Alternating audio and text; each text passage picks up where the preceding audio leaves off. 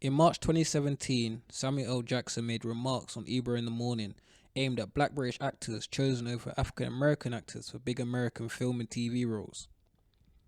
For the TV roles, he mentions the British actors on The Wire, Idris Elba and Dominic West. In my opinion, Samuel L. Jackson shouldn't have apologised or taken these remarks back.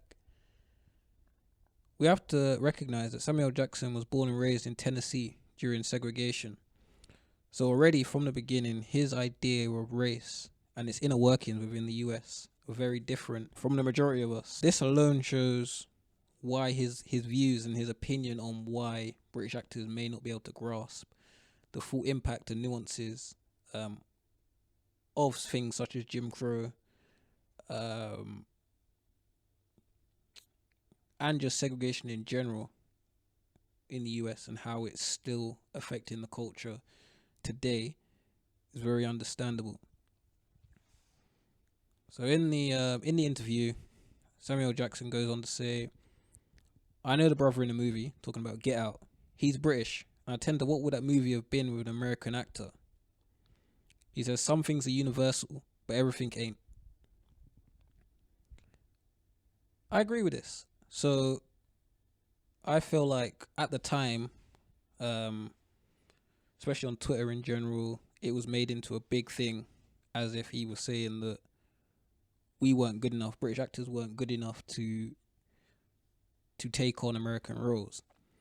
Whereas I feel it is more the situation that we had here with the new season of Top Boy, where when the rumors were going around that Drake was going to feature in season 3, there was more or less outrage.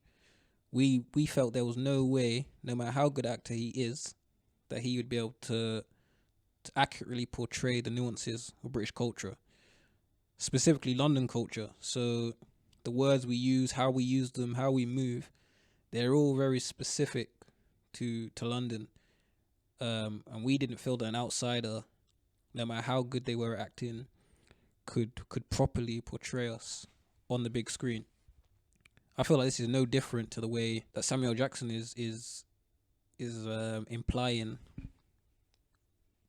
that British actors can't portray these key American issues to their fullest extent. He wasn't the only person that felt that way though, which was another thing. So Samuel Jackson caught all the flack for what he said, and it's probably because of how he said it and how it was worded, and probably who Samuel Jackson is to a lot of people, inspiration and a legend. So a lot of people probably took it to heart a lot more and didn't pay enough attention to what he was actually saying. Samuel Jackson also goes on to say they are more attractive because they are classically trained. Being classically trained and cutting their teeth in theatre may make British actors more attractive to American directors, especially when they're compared to African American actors who are maybe they don't have as much formal experience on paper. They just have a natural gift that they're trying to hone. Whereas when we come almost pre-made. So when British actors are going over to the States to try and find work, usually they've already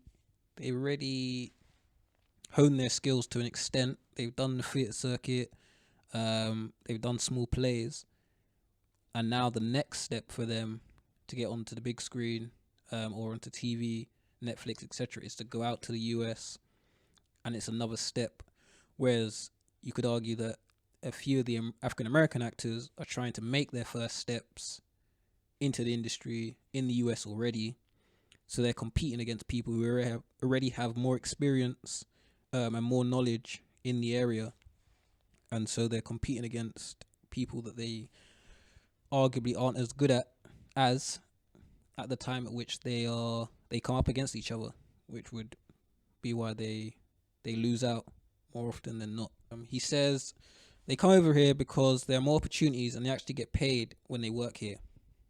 This was supported by numerous black actors over the years, including David Oyelowo. He commented that black British actors are being forced to go to the US because there are not enough meaningful roles in the UK. So he said, black people's experiences have been expunged from the version of Britain shown on screen. He felt he had to leave the UK for the USA for work. So yeah, so I feel that this supports Samuel Jackson's point. He also says that we have to stop the talent drain. And the only way to do so is to change the demographics of the people making these casting and commissioning decisions. I believe this points to a belief that due to lack of opportunities for homegrown actors of color, they're forced to head over to the USA where options are far more diverse. So this is forcing black British actors to compete with African American actors for roles in the US because our scene here in the UK is so underdeveloped and so lacking in meaningful opportunities for our black British actors. This was echoed by Idris Elba, who addressed Parliament, calling for greater diversity in the UK media. So now we're gonna get on to Dave, so Santan Dave, who's obviously great British rapper. So he went on to Ebro in the morning. They obviously asked him how he felt on the situation, and he commented, "It is ridiculous for someone like Samuel Jackson to say we don't feel it," meaning racism, the same way. So on this, I would argue it's an undeniable fact that we don't feel racism the same way as African Americans in the US, simply because the history of empire has allowed for many of Britain's atrocities to be committed overseas in Africa and the Caribbean. So in contrast, Samuel Jackson grew up here during segregation, seeing men lynched, dogs set on people, brutality on the largest scales by people who would have been his neighbors, the clerk at the local shop, teachers, businessmen, etc. So he grew up in a time where literally the people you sat next to on the bus could be the people that kill you next week, next month, next year.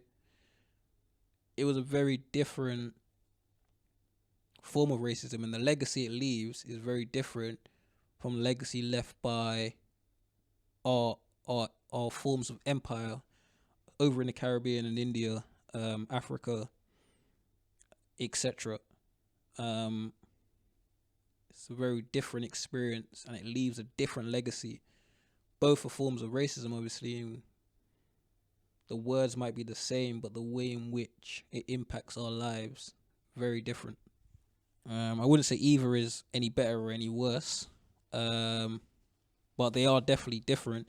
And I think we have to stop trying to pretend that racism in the US and racism in the UK are one and the same, and they can just be combated with the same tools, and that it's interchangeable. You can just interchange black people's experiences in the UK and in the US just because they both face racism. I think it's a poor way of looking at the situation. So yeah, so Rosenberg went on to say, Trevor Noah digs really deep into American race issues.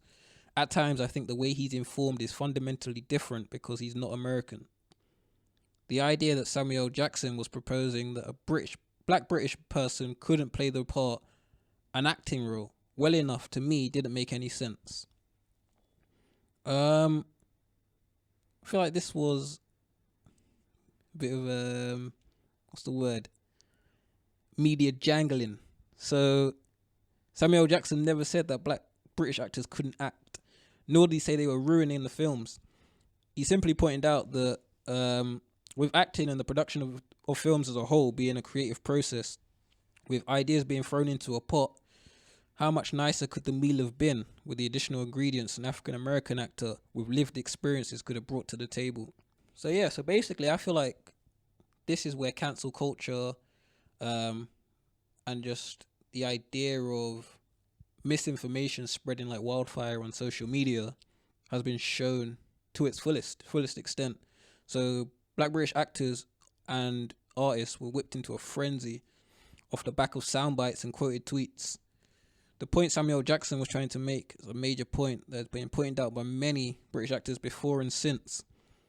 Rather than forcing change in the system at home to generate meaningful roles for black British actors, we expect them to go to the States, make their names like Idris Elba, and then come home to find roles. This is a very similar feeling to the music industry in the UK before the rise of grime onto the main stage. So back in the day, if black British artists wanted to get signed, makes to give significant money and make a name for themselves in music, they're expected to go to the USA. The movie industry in the UK needs a renaissance like the one that now allows black British musicians to support themselves while remaining unapologetically British. So basically, in conclusion, I feel like Samuel Jackson made very good points, and I feel like he only apologized because of the social media frenzy that ensued afterwards. Obviously, I've never spoken to him, so I don't know. But in my opinion, that is what happened. But yeah, if you disagree, if you agree, let me know. I just don't see how people got so upset with Samuel Jackson over this. I don't see how sending our actors over to the US helps anyone in the long run. We need to be trying to hold on to as many of the greats as we can and creating a meaningful British scene with representation and diversity at every level, from in front of the camera to behind the camera, to the offices.